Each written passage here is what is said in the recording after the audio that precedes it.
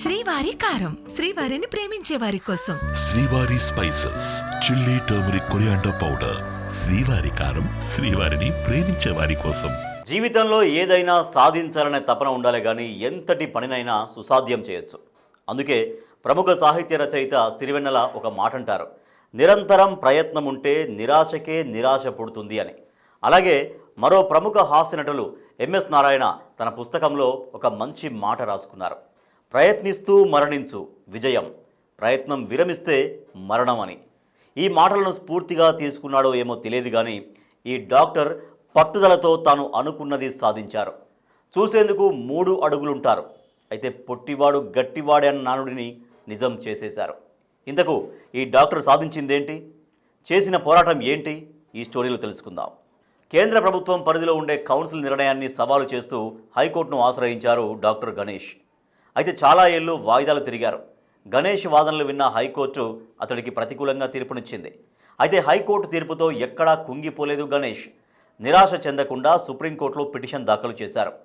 గణేష్ పోరాటంలో న్యాయం ఉందని భావించిన అత్యున్నత న్యాయస్థానం అతడికి అనుకూలంగా తీర్పును వెలువరించింది.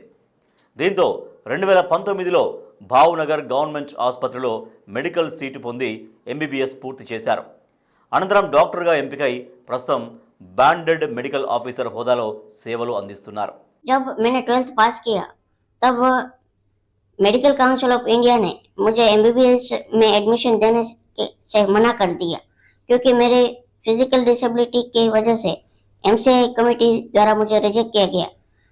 तब मैंने ये बात मेरे प्रिंसिपल डॉक्टर दलपत भाई कातरिया और रेवत सिंह सरवैया से बात की, तो उन्होंने गुजरात हाईकोर्ट में केस दाखिल करने का निर्णय लिया।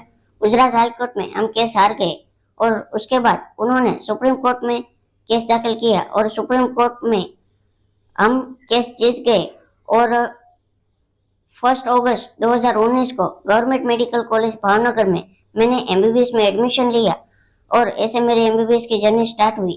ఏదైనా సాధించాలి అన్న గురి లక్ష్యం దృఢంగా ఉండాలి కానీ ఎన్ని అవరోధాలైనా అధిగమించి విజయాన్ని సాధించవచ్చని మరోసారి నిరూపించారు డాక్టర్ గణేష్. తలరాతను ఎదిరిది తన జీవితాన్ని తానే అద్భుతంగా రాసుకున్నారు. ప్రస్తుత జనరేషన్కు స్ఫూర్తిదాయకంగా నిలిచారు. ఈ డాక్టర్ చేసిన పోరాటంపై మీ అభిప్రాయం ఏంటో కామెంట్ రూపంలో తెలియజేయండి.